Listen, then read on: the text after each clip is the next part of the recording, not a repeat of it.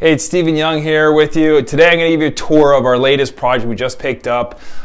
It's going to look as though I've been shooting this in 1970. This is not a throwback video. I didn't do anything fancy. This is actually what it looks like in the year 2018. I think it's important to understand for investors that what we look for in investment properties are probably what a lot of people look for, but this is an actual property here. This is the kitchen.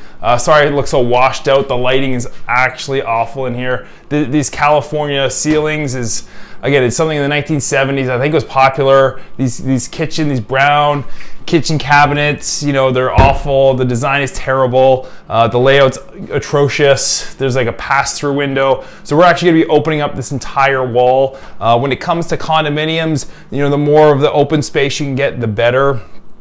This is a big place. It's about 1,800 square feet.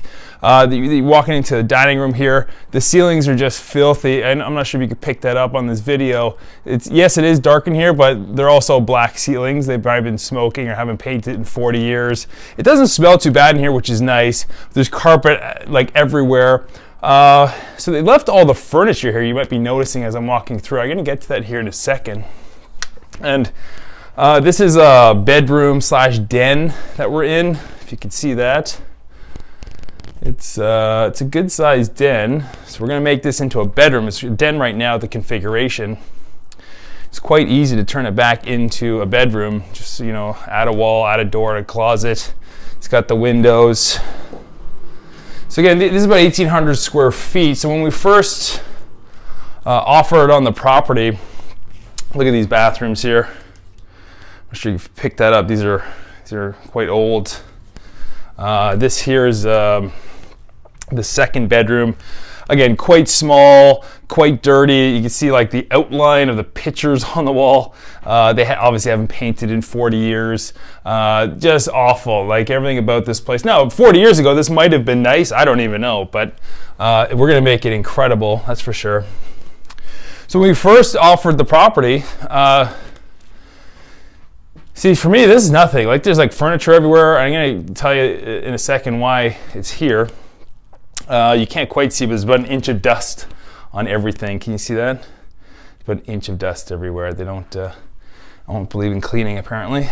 The carpets, it's all the same color carpet, but like, that's different color than that, obviously, but they obviously don't clean, but that's okay. That's okay for me. So when we first offer on the property, every offer we do, we don't go see the property. I don't want to see the property until I know what I can pay for it.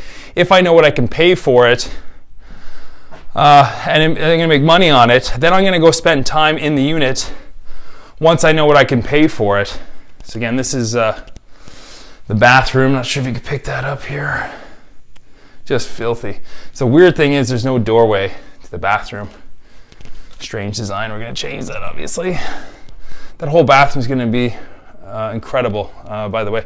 We did 3 other of these units in this building, so I'm quite well versed with the building. I like the building. They're amazing people here. They're good to work with. A lot of square footage, which I like.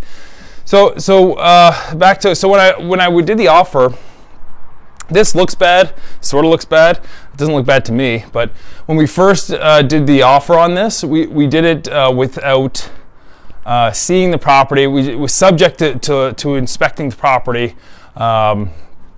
once we get a deal done. And the agent was so adamant that we have to see the property. I was like, look, I don't need to see the property. I don't want to see the property. We were trying to negotiate up front. There was a bidding war. I say not much of a war, but there was another individual who was interested in the property as well. And so I said, look, I just want the property. For this is the price I'm going to pay for it.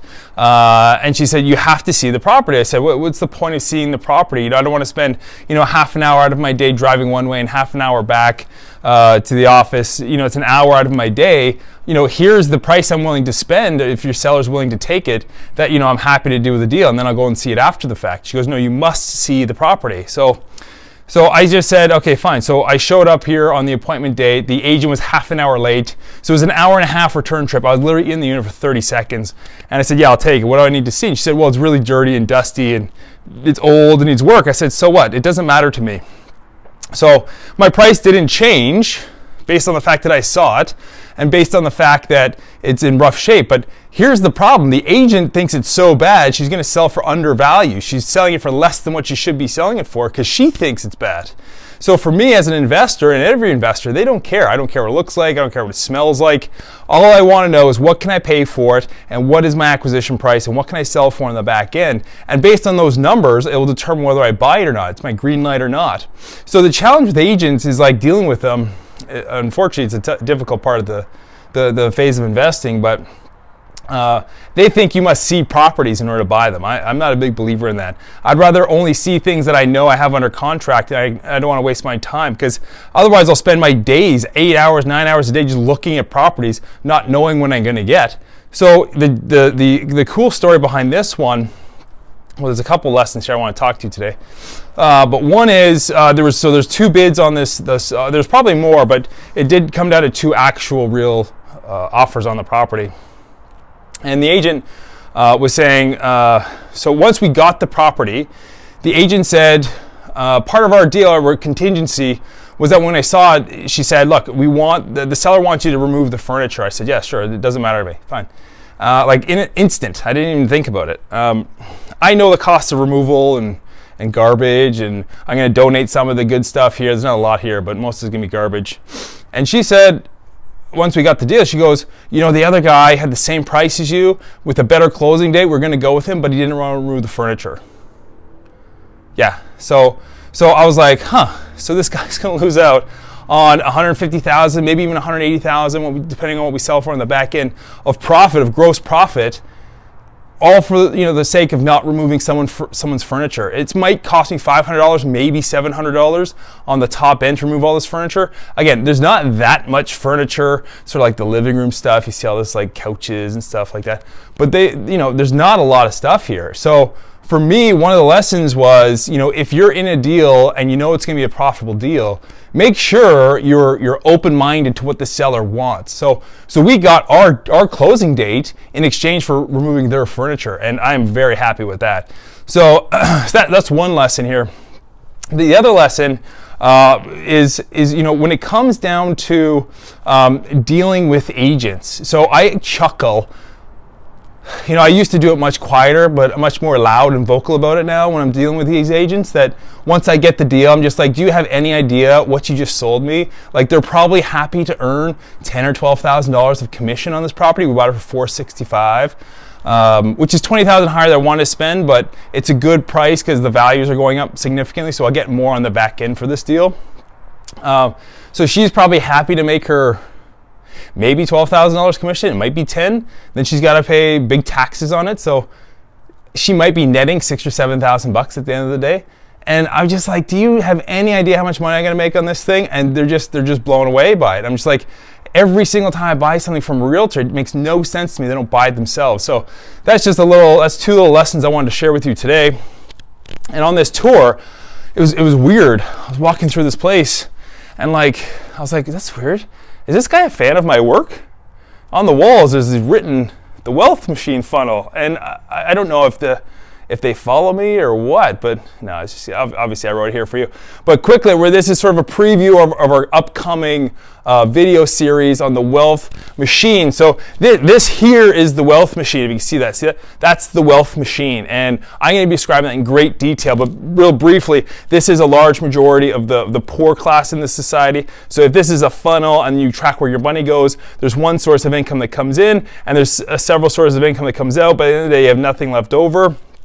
This is typically the middle class. They also have one single source of income coming in, but they have many expenses going out. They're actually in debt significantly. This funnel is what we call like the entrepreneur funnel or the self-employed funnel.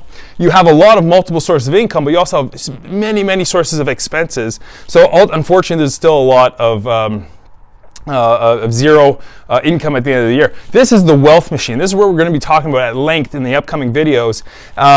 So what essentially it is there's multiple sources of income at the top funnel. It goes into this investment vehicle, or the wealth machine, which produces money back into the top funnel, and we really focus on the expenses and get them down to as low as possible. So that's this video for this week. There's lots of lessons in it. I know I probably spit a little too quickly through the wealth machine, but it's just a preview of things to come. So please subscribe to our video, and I look forward to helping you out in the future.